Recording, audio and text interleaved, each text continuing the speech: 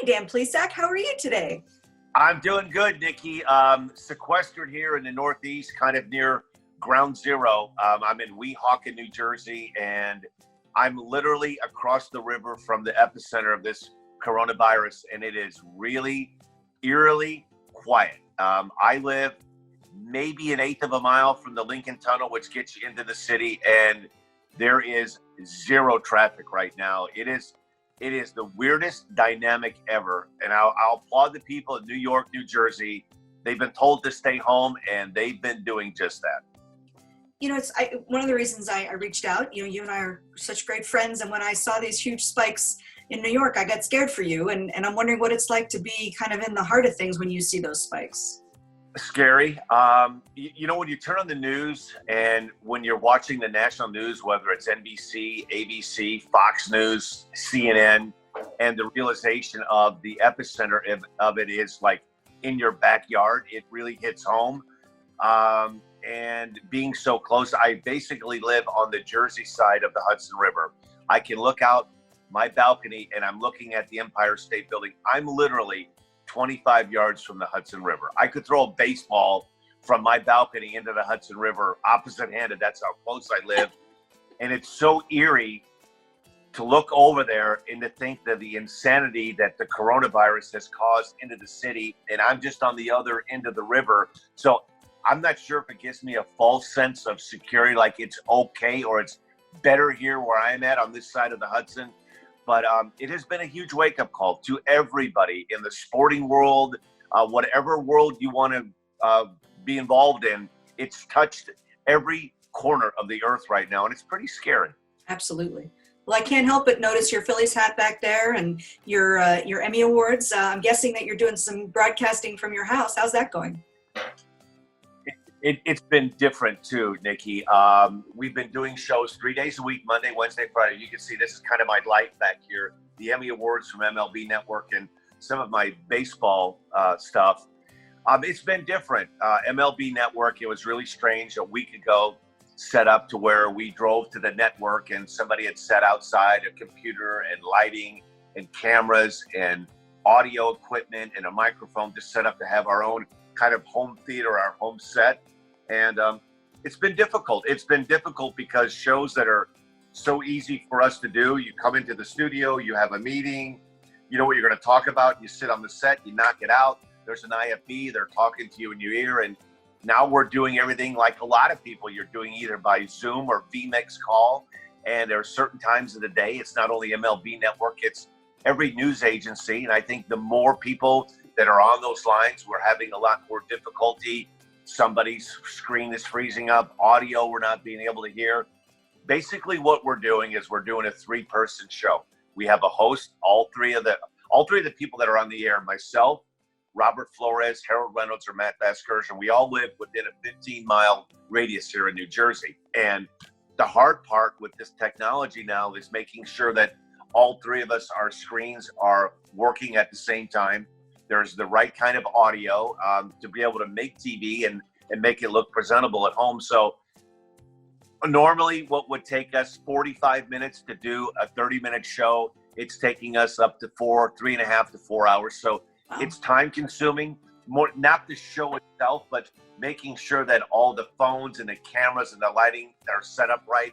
And it's just the scary part of it is this might be the norm for a while right now, because a lot of news agencies, CNN, MSNBC, ABC, you're seeing a lot of from home productions right now, and it may be like this for a few more weeks.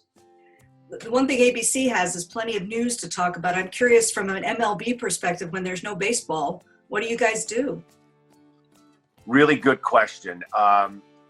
You try to find things, social media, what some players are doing. We've had Pete Alonso of the Mets on. We've had Bryce Harper. We've had Mike Trout. It's hard to round up players because they're working out or they're also sequestered wherever they're living, and it's hard to get a hold of guys and reach guys. Try to talk about the hot topic of the day. The hot topic right now is there going to be baseball? It looks like Arizona may be where baseball starts sometime in June. Will they get all 30 teams and they'll use the spring training sites? I know this, that Rob Manfred, the commissioner of baseball, and Tony Petitti, the assistant commissioner, they're going to try to do all they can to salvage this season, because I think as a country, we need something to watch and to rally around. As long as the players are safe, the workers are safe, the fans are safe. Will it be odd if there are games that start in November or in June or July without any fans? Yes. It's been done before. It's just kind of, the part that's crazy is, and it's not just MLB, it's the Masters has been postponed. There have been several golf. It touches you on so many fronts that you don't realize, like turning on the TV now and what occupies you on a Sunday afternoon, watching the Golf Channel or NBC, or flipping on an NBA game or an NHL game, and everything's on tape. And it's almost like every day you turn the TV on and you're hoping that maybe something's going to be live, and it never is. That is true. Right? Well, I was watching the Golf Channel yesterday, and by about the third hour, I knew everything the commentators were saying and what they were talking about, because I've watched it 5 times already. Well, I saw horse racing was on TV. I know what a big horse racing fan you are. Have you been watching? I have been, actually, on TVG. Like, they're still racing at Tampa Downs. I think Gulfstream is still open. Will Rogers Downs in Oklahoma. And, we have a love of harness racing. Cal Expo was kind of the last man standing until last week, and they pulled the plug on racing for Cal Expo. So, yeah, it's a weird time right now. Trainers don't know where to go, and it's different now, Nikki, than, say, 10 or 12 years ago, when a lot of stables, they were stabled at the Meadowlands or at Maywood or Balmoral or Scioto Downs. So much of it now is really the back stretches at most tracks that are not open. Guys are shipping in, and Homer Hochstetler, guy that has My Horse Cake Daddy, they're down in Pinehurst, North Carolina, and they were hoping right now to be up in Vernon, New York, or in Hoosier Park, and getting their stable started, ready to race. They can't go anywhere. They don't know when racing is going to start. They have bills going out, and there's no income coming in for the owners. So this coronavirus has affected every walk of life, and it's really turned kind of the world upside down. Absolutely. Well, I mean, having played baseball as long as you did, and I know you trained horses for a while, but got back into baseball. I mean, this has got to be one of the longest periods you've gone without experiencing baseball in some sort. What's that like for you?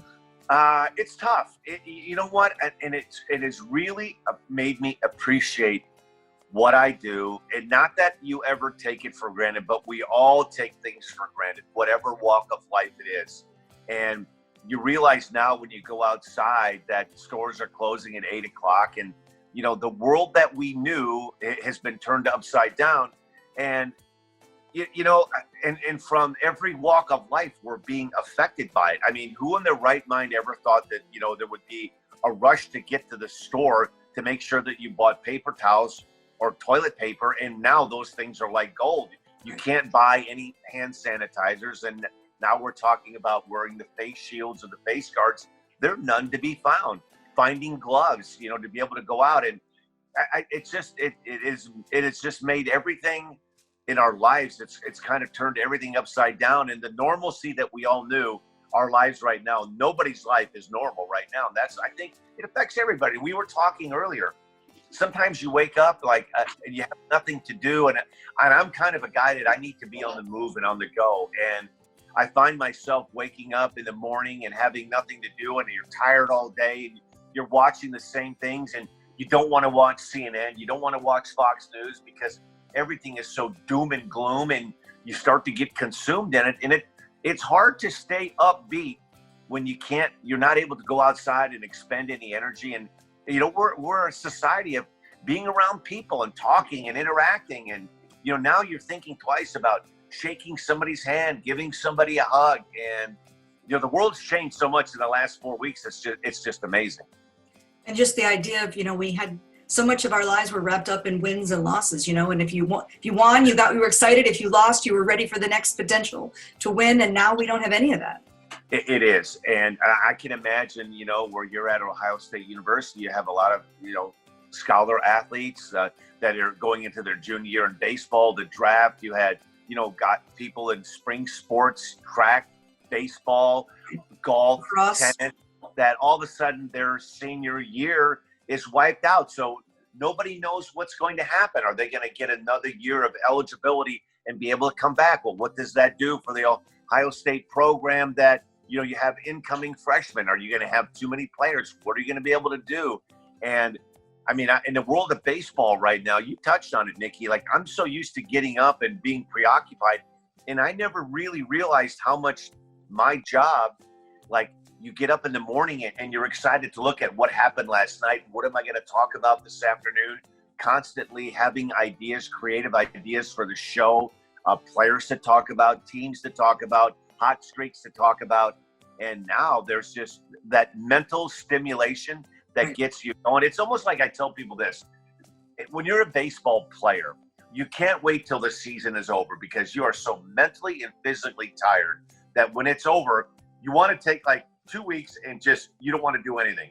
And then you start getting the itch to start working out, usually around Thanksgiving. It's been about 4 to 6 weeks, but I don't think anybody right now, unless you really like doing nothing and being a couch potato, then maybe you're in heaven right now. But I think even if you're that type of person, this is stretching it to the limit. We're looking at probably in the area where I'm at in Northeast New Jersey, we're probably in lockdown mode here for at least 4 or 5 more weeks. And I try not to think about it because Easter's coming up this Sunday and you're thinking the baseball season, and it's hard not with social media. You look at Instagram and Twitter, and I'm looking at old clips from 1987 in Milwaukee on this date, the Brewers in 1987. And it seems like that was another lifetime ago, but there are a lot of people that miss baseball and a lot of people that miss sports. And I think one thing that I've taken out of this, and it's not in the context of the virus and the lives that it's affected, I get all that, but it has really made me realize that how many people have called me, texted me, talked to me, run into me and said, boy, I really miss watching sports on TV. Because I think sports is a way for, we all have enough stuff in our lives that when we come home, that we want something that we can just get away with for a couple of hours. Watching the third period of a hockey game, watching the second half of an Ohio State basketball game, maybe not watching all of it play for play, but having it on in the background. And it's a very lonely time for not just sports fans, but for everybody right now. We've never seen anything like this. I'm 58 years old, and it makes you realize, like, I think from this day moving forward, that you really can't ever take anything for granted. You're on a 5-year contract, you have 3 years left or 2 years left, or you're a junior in college at Ohio State, you're a baseball player, and the draft's coming up in June, and all of a sudden your season is over before it started. Is there going to be a draft for you? Right. Is it going to be a shorter draft? Are you going to have to come back for your senior year? And I mean, the sporting world it's been turned upside down.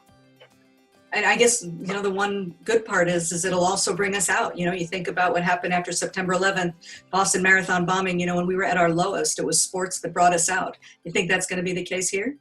I do, Nikki. And I think, and that is in not any way underselling the importance of the lives that have been lost to coronavirus and the insanity right now in New York City with the shortage of hospitals and nurses. And listen, all of the people, the heroes right now are the doctors, the technicians, the nurses, the people that risk their lives every day going into the forefront of that. And to talk about sports as a way out, I think what we're doing in our own way, Nikki, is talking about giving people something to come home for and to root for, because it just seems like right now, it's just a world that has just lapsed, and it's screaming negativity, and it's hard not to, because if you haven't been affected by the virus, you might about be affected. In areas that haven't been, you're on worry because maybe it's going to come to your area. So it's a crazy time right now, Nikki. And not just you and me and students at Ohio State or Indiana or Michigan or Michigan State. This is a worldwide pandemic right now that I don't think we've ever seen anything like this in our lives. I hear you. Well, Dan, I hope that I see you back at a baseball field very soon. And I do too. And if all else, remember, go Buckeyes. Go Buckeyes. It's great to talk to you. Thanks so much, Dan. Okay, take care.